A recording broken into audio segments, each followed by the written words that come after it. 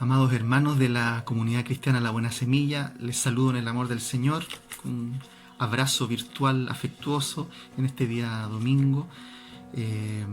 Muy contento nuevamente de poder acompañarles en este día domingo y que mejor exhortar la palabra del Señor, ¿cierto?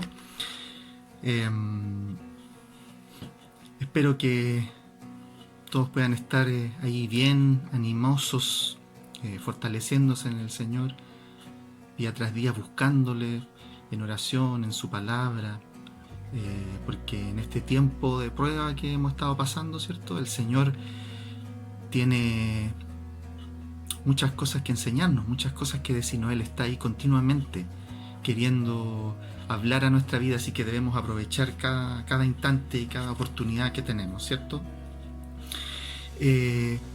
Para nadie es una sorpresa, ¿cierto?, pensar de que por mucho tiempo, probablemente desde siempre, los enemigos de Dios han estado intentando destruir la familia, por cuanto la familia es una institución que Dios mismo creó en el inicio de la humanidad, ¿cierto? Lo hemos visto siempre, probablemente lo hemos visto en nuestro entorno cercano, a veces en nuestra propia familia. Satanás, el pecado, la muerte, intentando la destrucción del hombre, la destrucción de la familia, la destrucción de los principios de Dios. Lo hemos visto también en este último tiempo en la prensa, ¿cierto? Nos hemos enterado de cosas terribles como el crimen de esta jovencita Ámbar, ¿cierto?, que ha ocurrido en estos últimos días. No es más que los enemigos de Dios destruyendo las vidas de las personas, la familia, la sociedad, todo lo que Dios construyó en un inicio. Lo hemos visto también en esto que la prensa acuñó, ¿cierto?, en estas últimas semanas como los papitos corazón. Yo creo que ustedes han escuchado eso, producto de todo esta ley, ¿cierto?, del retiro del 10% de la AFP, para referirse ese concepto a padres o madres incluso también, que no pudiendo hacerlo, no cumplen, ¿cierto?, con pagar las pensiones alimenticias a sus hijos. Incluso algunos de ellos mienten en sus remuneraciones, ¿cierto?, ocultan sus remuneraciones como para intentar pagar lo mínimo posible en una pensión de alimentos. Cosas terribles, pero eso no es nada más que los enemigos de Dios atacando, intentando destruir, intentando crear crisis, intentando destruir la vida de un niño, de un hijo, ¿cierto? Intentando colocar carencias en una madre, en una esposa, en un hijo, intentando destruir relaciones humanas entre padres, etc. Terrible. Bueno, y Dios nos deja lecciones, Dios nos enseña con respecto a la familia.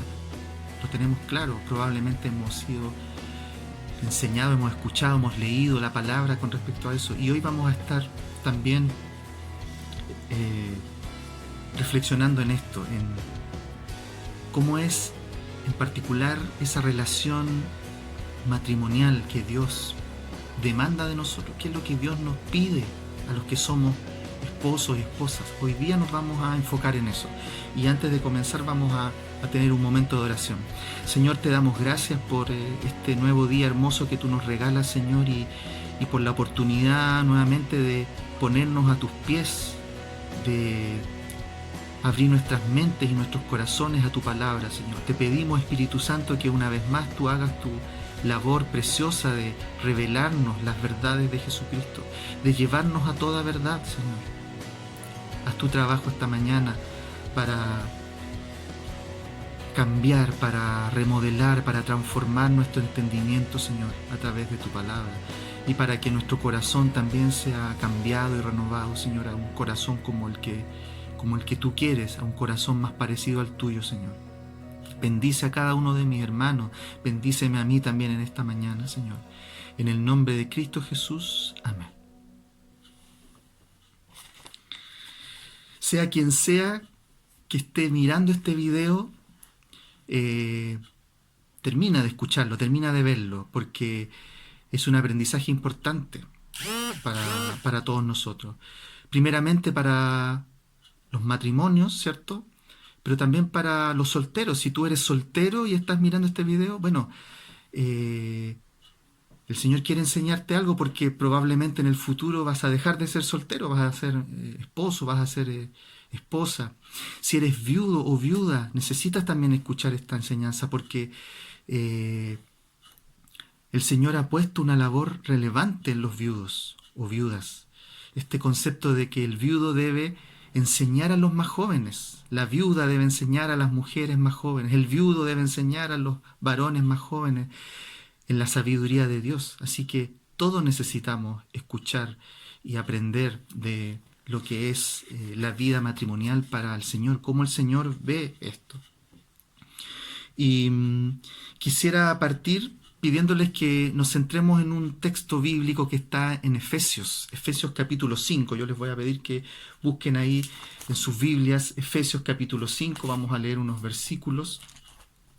Hay otros textos en el Nuevo Testamento que nos enseñan sobre lo que el Señor demanda para nosotros, los esposos y las esposas. Pero nos vamos a enfocar principalmente en Efesios capítulo 5, desde el versículo 21 hasta el versículo 33. Efesios 5, 21 al 33.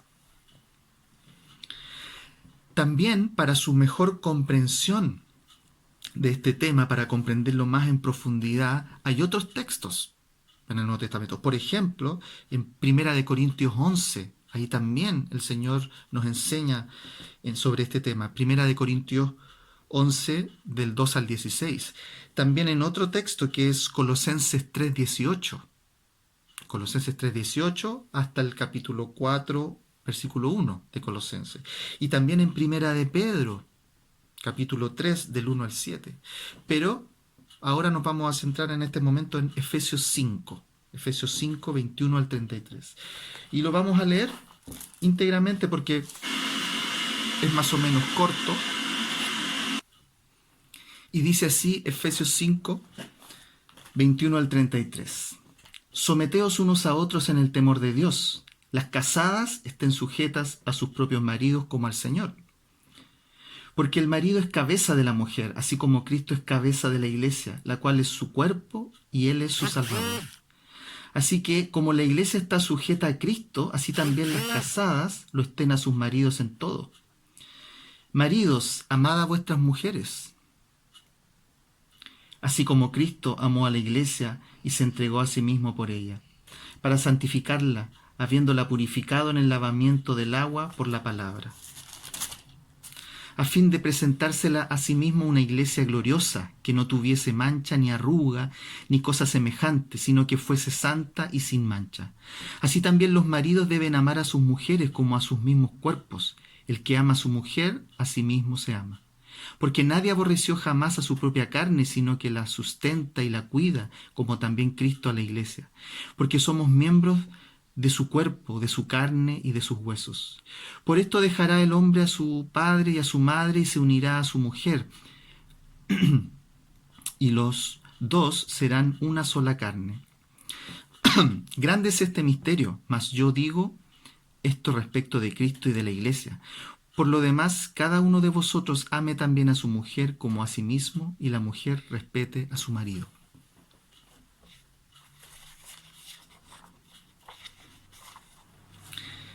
¿Qué es lo que encontramos en este texto? Encontramos a Pablo revelándonos un misterio que a su vez el Señor le reveló a él.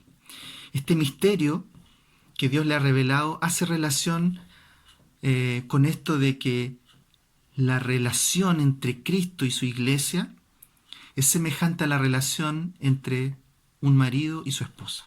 Ese es el misterio. Y a la inversa, obviamente, la relación entre el marido y la esposa es semejante a esa relación que existe entre Cristo y su iglesia. Parte este texto que acabamos de leer diciendo que debemos someternos o sujetarnos unos a otros en el temor de Dios. Someternos y sujetarnos unos a otros.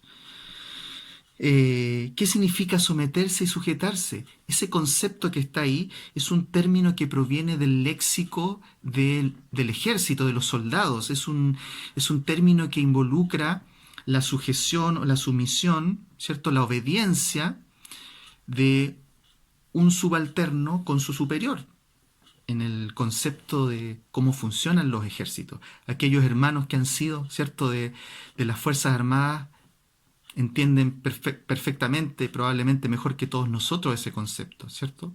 Ese mismo concepto, esa misma idea es la que Pablo está planteando acá, el de sujetarse. Me recordaba yo, mientras pensaba en esto, en esa tragedia que ocurrió hace unos años atrás, ¿se acuerdan? En Antuco, donde muchos conscriptos jóvenes, ¿cierto?, murieron ahí en el frío de la nieve, ¿cierto?, en una tormenta de nieve, porque fueron obedientes y sumisos a un superior, ¿cierto?, a un superior, un capitán, ¿cierto?, que ordenó que había que marchar y había que caminar a pesar de la inclemencia del tiempo. Ellos en su rol obedecieron una orden. Ese es el concepto de someterse y sujetarse. Ese capitán que dio la orden, ese superior que dio la orden, fue el que cometió el error. La falta de sabiduría, la falta de lógica, el razonamiento, algo pasó ahí, ¿cierto? Pero paradójicamente esos jóvenes que tuvieron ese destino tan trágico, cumplieron con lo que tenían que hacer, obedecer al superior. Ese es el concepto que está usando Pablo acá, de someterse y sujetarse. Y nos está diciendo que marido y mujer deben someterse mutuamente. Fíjense que es interesante porque por primera vez en la historia de la humanidad se está colocando a la mujer en el lugar que le corresponde, es decir, a la par con el hombre, como dos entes que deben someterse y sujetarse unos a otros. ¿Por qué digo esto? Porque es sabido, ¿cierto?, por lo que sabemos de la historia de la humanidad desde los comienzos, en que las culturas antiguas menospreciaban a la mujer, ¿cierto? Y por primera vez el Evangelio de Cristo, los principios del Evangelio de Cristo, expresados por Jesucristo, expresados por los y enseñados por los apóstoles, ¿cierto? Por primera vez a la mujer es colocada en el lugar que realmente Dios tenía pensado para ella, que es un rol en el cual la mujer y su marido, el marido y su esposa, se someten mutuamente. Eso es lo que Pablo está pidiendo que deben hacer. Pero en esta relación mutua de obediencia y de sujeción, el Señor establece ciertos roles diferentes para el marido y para la esposa. ¿Qué es lo que nos enseña aquí Pablo en lo que acabamos de leer en el versículo 23? Fíjense, ahí dice el siguiente principio, que Cristo es la cabeza de la iglesia. Aquí está Cristo y aquí está la iglesia. Cristo es la cabeza y la iglesia es su cuerpo, ¿cierto? De la misma manera, dice Pablo, el marido es la cabeza de la esposa. Dice, Cristo amó a su iglesia, ¿cierto? Versículo 25. De la misma manera, dice Pablo, el marido debe amar a su esposa, al estilo en que Cristo amó a la iglesia. ¿Y cómo amó Cristo a la iglesia? Nada más ni nada menos que dando su propia vida por la iglesia, para darle la salvación, para santificarla, para purificarla.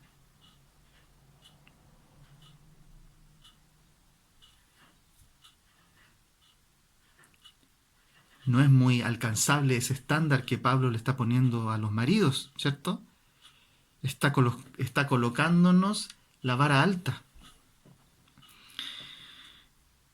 Así como Cristo dio su vida por su iglesia, así el marido debe dar su vida por su esposa. No solamente morir por ella, ¿qué más hace Cristo con su cuerpo? Lo sustenta, lo cuida. Eso es lo que está haciendo Cristo con su iglesia. Está cuidando a su iglesia, está sustentando a su iglesia. ¿Por qué? Porque Él fue, ¿cierto? Como Él lo prometió, fue a armar, ¿cierto?, esa morada, a preparar esa morada para su iglesia. Y Él va a volver a buscar a la novia para el matrimonio, para desposarla finalmente, ¿cierto?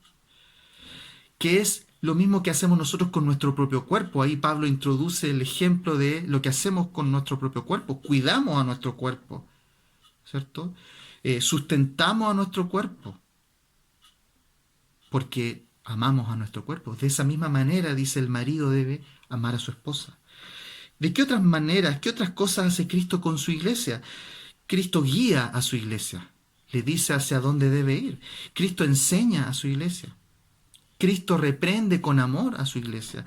Cristo capacita a su iglesia. Ha ido a preparar morada para su iglesia. De la misma manera, el marido debe ser con su esposa, guiarla, enseñarla, reprenderle con amor, capacitarla, preparar la morada para su esposa. A su vez, ¿qué hace la iglesia?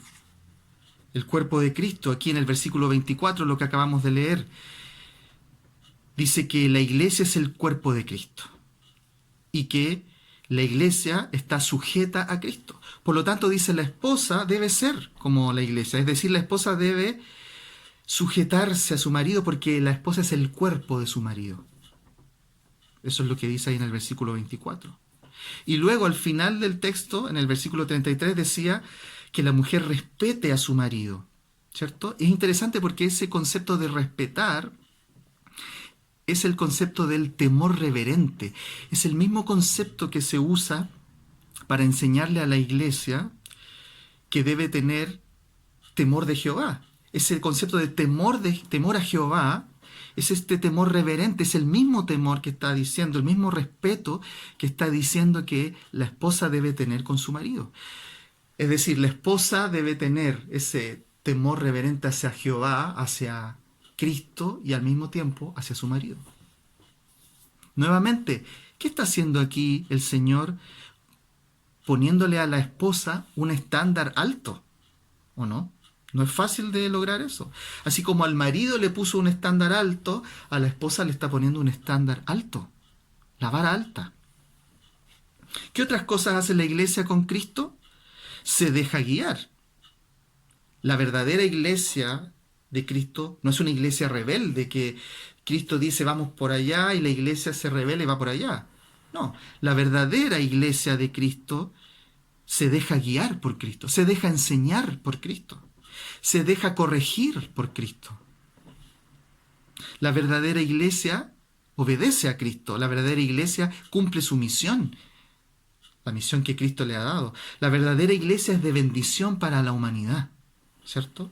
De la misma manera, la esposa debe ser con su marido, dejarse guiar, obedecer, dejarse enseñar, dejarse corregir, dejarse amonestar, cumplir con su misión, ser de bendición para su entorno, para la humanidad. Alguien podría decir qué injusta esta relación de uno tener que someterse al otro. ¿Por qué tener que negarse uno para someterse al otro? Como que no va mucho de acuerdo a lo que la sociedad moderna, de acuerdo a lo que el mundo quiere hacernos entender. El mundo quiere hacernos entender de que más que deberes tenemos derechos y que tenemos que exigir nuestros derechos por sobre los deberes, ¿cierto? Y acá el Señor nos está diciendo que tienes que negarte. Tu esposo tienes que negarte y someterte a tu esposa, y tu esposa al mismo tiempo tienes que negarte y someterte a tu marido. Eso no tiene lógica para este mundo. Es interesante que este principio que está planteando aquí Pablo al principio de someterse unos a otros es un sometimiento simultáneo. No, aquí no está el concepto que muchas veces a lo mejor hemos incorporado a nuestra mente, el concepto de que cuando mi marido sea el marido que debe ser, ahí yo voy a ser la esposa que debo ser. O al revés, ese pensamiento de que no, que cuando mi esposa realmente se someta a mí, entonces ahí yo recién voy a empezar a ser el marido bueno que tengo que ser. No, ese no es el principio que Dios está enseñando. Dios está enseñando que ambos deben simultáneamente en el mismo momento ser lo que Dios pide que debemos ser. Ambos deben al mismo tiempo someterse uno al otro. No esperar a que el otro haga lo correcto para que, como consecuencia de eso, entonces yo empiezo a hacer lo correcto. Si tenemos ese pensamiento tergiversado, nunca va a resultar esa relación matrimonial al estilo como Dios lo quiere.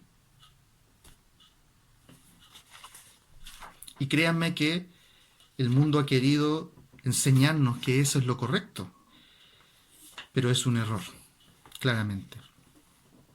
¿Cómo podemos entender mejor esto entonces? Esto de que alguien... ¿Cómo entender esto que parece como un poco injusto? ¿Cierto? ¿Cómo podemos entenderlo mejor? Y para entenderlo mejor, es bueno leer este versículo que está en 1 Corintios capítulo 11, versículo 3. Yo delante les mencioné ahí varios textos, ¿cierto? Uno de esos textos era 1 Corintios 11. Yo les voy a pedir que busquen ahí rápidamente 1 Corintios 11. 1 Corintios capítulo 11, versículo 3. Dice lo siguiente: pero quiero que sepáis que Cristo es la cabeza de todo varón, y el varón es la cabeza de la mujer, y Dios la cabeza de Cristo. ¿Qué está diciendo Pablo aquí? Está estableciendo nuevamente esta idea como de una especie de jerarquía, pero no es una jerarquía cualquiera. Analicémosla un poco. Está diciendo, Dios Padre es la cabeza de Cristo. O sea, en el fondo nos está planteando a un Cristo subordinado a Dios Padre. Y luego dice, y Cristo es la cabeza del esposo, y el esposo es la cabeza de la mujer. Entonces ahí, si no lo entendemos bien, podríamos decir que es injusto esto, porque colocó a la mujer en el último eslabón de la jerarquía. Algunos por ahí dicen, eso comprueba de que Dios es machista, eso comprueba de que la religión es machista. Pero eso sería una forma incorrecta de entender esto.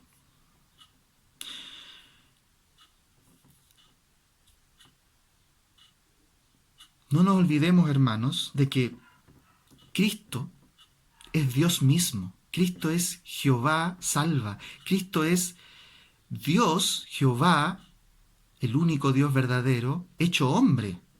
Entonces, ¿cómo puede entenderse de que Cristo, siendo Dios, esté subordinado a Dios si es la misma persona? ¿Cierto? Y ahí es donde está ahí es donde está probablemente el meollo de todo esto, para tratar de entender mejor todo esto. Cristo, siendo Dios, se negó su deidad, ¿cierto? Se despojó de su deidad y se humilló haciéndose hombre.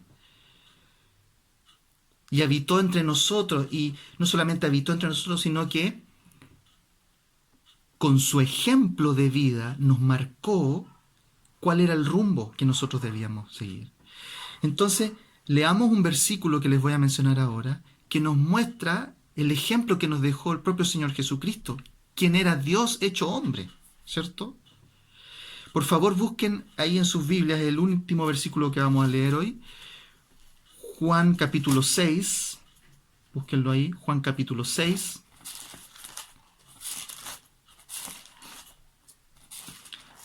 Juan 6, 38, por favor. Aquí en el capítulo 6 de Juan es cuando Jesús está enseñando de que Él es el pan de vida. Juan capítulo 6, versículo 38. ¿Se acuerdan que en el verano estuvimos enseñando ahí en la iglesia, en la escuela dominical? Estuvimos ahí con una serie de clases acerca de Jesús diciendo, yo soy, ¿se acuerdan? Y una de esas clases era Jesús diciendo, yo soy el pan de vida, ¿cierto? Fíjense lo que dice aquí Juan 6:38, dice, porque he descendido del cielo no para hacer mi voluntad, sino la voluntad del que me envió. En innumerables partes de los evangelios, Jesús se encargó de decir que lo que él hacía, no lo hacía porque a él se le había ocurrido, sino que porque él estaba actuando en obediencia a su Padre Celestial, quien lo había enviado. O sea, Dios hecho hombre diciendo que se somete a la voluntad de el que está por sobre él, que en este caso era el Padre Celestial. ¿Qué es lo que estaba haciendo ahí Jesús? Si él era Dios mismo. Simplemente nos estaba mostrando a nosotros, humanos imperfectos, de que sí es posible someterse a otro. Eso es lo que él estaba haciendo. Él nos estaba demostrando, diciendo, yo soy Dios, yo puedo hacer lo que a mí se me antoje, pero yo les estoy mostrando a ustedes de que sí es posible someterse a otro, de que sí es posible negarse a uno mismo para someterse a otro. Por eso es que Pablo usa esta figura de que Cristo está sometido al Padre y que Cristo, por lo tanto, es la cabeza del varón, del marido, por lo tanto el marido tiene que someterse a Cristo y someterse al Padre. ¿Es fácil someterse a Cristo? No nos olvidemos, hermanos, que también hemos enseñado en otra oportunidad de que este concepto de someterse al otro significa hacerse esclavo del otro. Cristo dijo eso de sí mismo, yo me hice esclavo, haciéndome hombre me hice esclavo por ustedes, por amor a ustedes. Y cuando él enseñó a sus discípulos y dijo, yo vine a servir, no a ser servido, él estaba diciendo, yo vine a ser esclavo. Y ustedes tienen que hacer lo mismo, ustedes no tienen que querer ser señor del otro, ustedes tienen que querer ser esclavos del otro. Y es el mismo principio que él lo está aplicando aquí al marido y a la esposa. Ustedes tienen que ser esclavos del otro mutuamente al mismo tiempo. Porque ese es el ejemplo que yo les dejé. Eso es lo que Cristo nos está diciendo. Ahora la pregunta del millón, hermano. ¿Es ese el tipo de relación esposo-esposa que estamos teniendo? De un esposo que se hace esclavo de su esposa en el sentido de servir, y una esposa que se hace esclava del esposo en el sentido de servir al otro, de someterse, de ser sumiso al otro. Soy un marido que da la vida por su mujer, que la cuida, que la sustenta. Soy una esposa que se somete al marido y que tiene ese temor reverente a él, como también lo tiene hacia su Dios. ¿Ese es el tipo de relación que estamos teniendo entre maridos y esposas? Cada cual tiene que hacer esa respuesta, dar esa respuesta, ¿cierto? Luego de dar esa respuesta viene la última gran pregunta. La última gran pregunta es, ¿y cómo te vas a relacionar desde hoy en adelante? A los maridos les digo, ¿cómo te vas a relacionar desde hoy en adelante con tu esposa? Y a la esposa le digo, ¿cómo te vas a relacionar desde hoy en adelante con tu esposo? Que el Señor nos bendiga y nos ayude a hacer ese matrimonio que Él quiere que seamos. Porque probablemente que cuando lo logremos más cabalmente, a pesar de nuestras imperfecciones, pero cuando lo logremos más cabalmente, gran bendición va a haber no solamente en nuestras vidas y nuestra familia, sino que en la comunidad que está alrededor de nosotros. Que el Señor nos bendiga, hermanos.